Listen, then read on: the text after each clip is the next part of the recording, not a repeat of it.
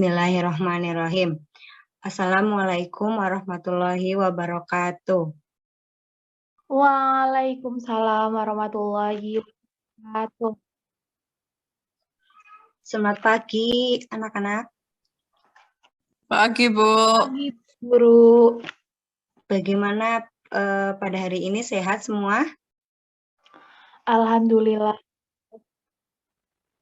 Ya, untuk mengawali pembelajaran, kita tepuk semangat dulu ya. Absen terlebih dahulu ya. Ibu sudah kirim linknya ke WA Group. Silakan anak-anak untuk absen. Berdoa terlebih dahulu. Silakan siapa yang pimpin berdoa pada pagi hari ini. Coba Anissa Nur Ahdila. Baik, Bu. Untuk mengawali pembelajaran hari ini, berdoa mulai. Doa selesai. Kita menyanyikan lagu Indonesia Raya. Ya, pada pertemuan kali ini kita akan membahas mengenai tema 1 yaitu gerak organ hewan dan manusia. Subtema 1 yaitu gerak organ hewan, pembelajaran 1. Tujuan pembelajaran yang pertama dengan melihat video dan Ibu punya video. Terlihat tidak anak-anak? Terlihat, Bu.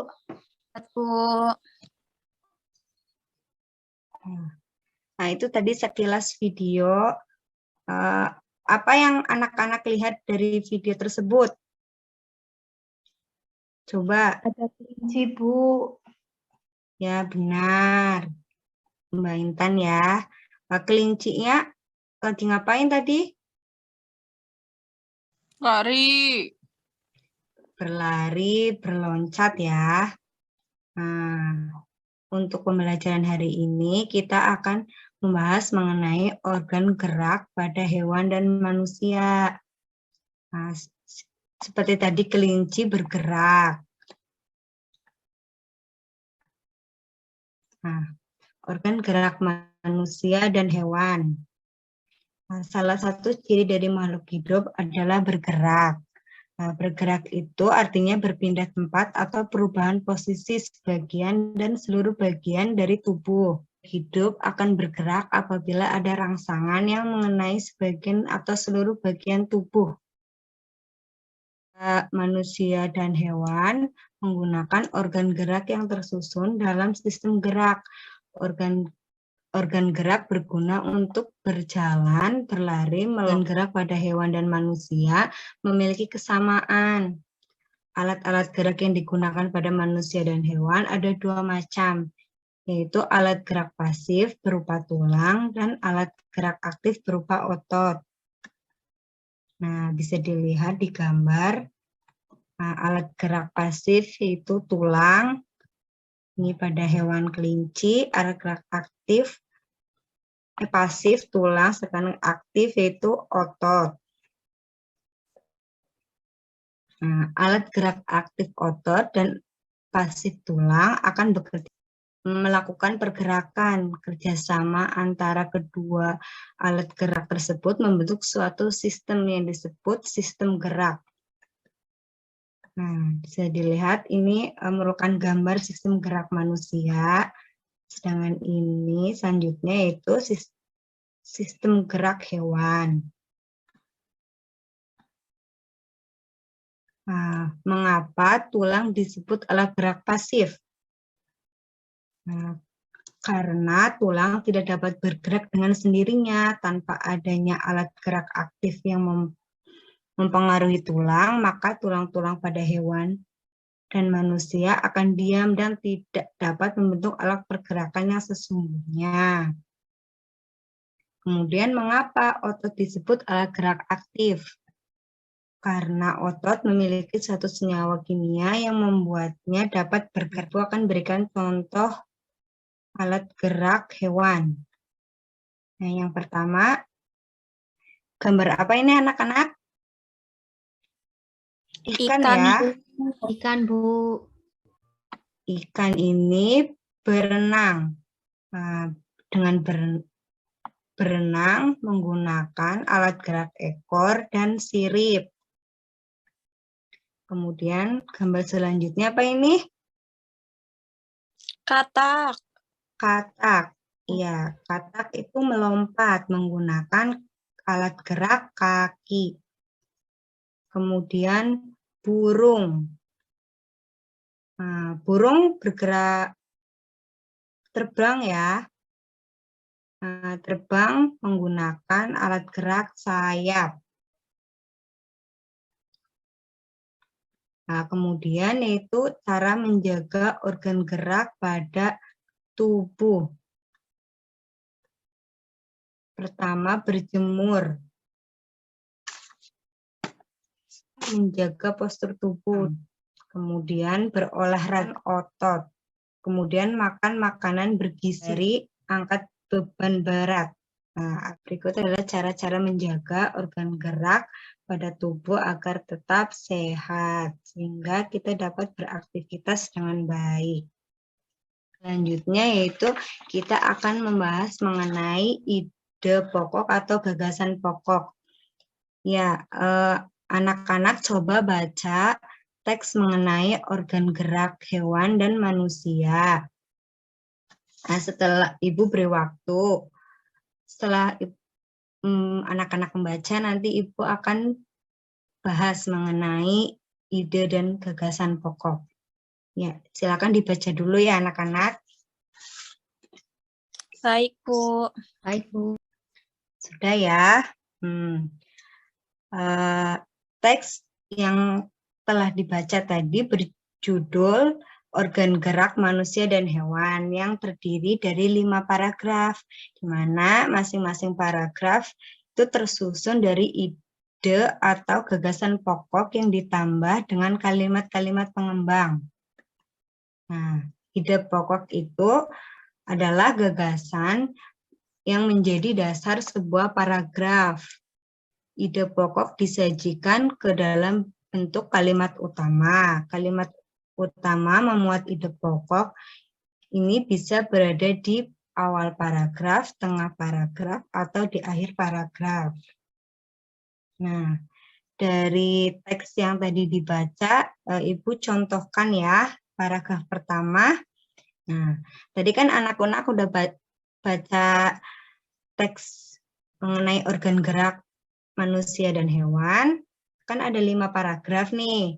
Tadi Ibu udah contohkan satu paragraf, mana ide pokoknya dan kalimat pengembangnya. Lah, keempat paragraf selanjutnya anak-anak Ibu tugaskan untuk mencari ide pokok di setiap paragraf ya. Nah, setelah menemukan, nanti Ibu tunjuk untuk membacakan hasilnya. Ya, Ibu beri waktu. Silakan anak-anak mencari ide pokok dari setiap paragraf tadi. Ya, sudah ya. Paragraf kedua. Coba Mbak Fitria, paragraf kedua, ide pokoknya apa ya? Dan hewan, Bu, menggunakan organ gerak tersusun dalam sistem gerak. Nah, kalau kalimat pengembangnya, coba dibacakan sedikit aja ya. Kalimat pengembangnya, organ gerak berguna untuk... Ya, kemudian paragraf ketiga, coba Mbak Mila coba paragraf ketiga. Ya, ide pokoknya organ gerak manusia dan hewan memiliki kesamaan, yakni tulang dan otot. Terus kalau kalimat pengembangnya itu alat-alat gerak yang digunakan pada manusia. Oh ya, kemudian paragraf keempat. Siapa yuk? Coba Mbak Ainun. Pokoknya ya, Bu. Iya, paragraf keempat ya. Ide pokoknya itu tulang merupakan alat gerak pasif. Terus kalimat pengembangnya itu tanpa adanya alat gerak aktif yang mempengaruhi tulang, maka tulang-tulang pada manusia dan hewan akan diam dan tidak dapat membentuk alat pergerakan yang sungguhnya. Ya, selanjutnya Oh ya, benar. Ya, selanjutnya Ibu beri latihan tugas lagi nih. Nah, Ibu berikan 3 ide pokok. Nah, nanti anak-anak dikembangkan ya menjadi paragraf. Ibu beri waktu, coba kerjakan. 3 paragraf ini dikembangkan menjadi 3 ide pokok ini dikembangkan menjadi paragraf. Silakan kerjakan terlebih dahulu ya. Gimana, sudah selesai anak-anak? Sudah. Ya, baik. Untuk paragraf pertama, coba siapa yang mau membacakan hasil jawabannya? Mbak Anissa? Untuk jawaban yang lain nanti bisa dikirim ke WA Group. Nah, setelah tadi Ibu jelaskan mengenai ide pokok, kemudian berlatih menentukan ide pokok dan mengerjakan tugas, di sini siapa yang mau menjawab apa itu pengertian ide pokok bacaan? Coba Mbak Ainun. Ya, Bu. Ide pokok menurut saya itu adalah ide atau gagasan yang menjadi dasar atau pokok. Terima kasih ya Mbak Ainun. Kemudian fungsi ide pokok bacaan. Apa fungsinya? Tadi coba siapa ya? Mbak Anissa Nur Adila. Fungsi ide pokok yaitu menjadi dasar pengembangan paragraf, Bu. Ya, betul. Kemudian bagaimana cara menemukan ide pokok bacaan? Siapa yang mau jawab? Coba Mbak Mila. Ya, Bu. Jadi, cara menemukan ide pokok bacaan itu dengan membaca kalimat dalam paragraf satu demi satu, menentukan inti paragraf tersebut. Nah, inti paragraf itulah yang disebut nama, Bu. Ya, betul sekali. Terima kasih Mbak Mila. Nah, ya, bagaimana pembelajaran hari ini? Menyenangkan tidak?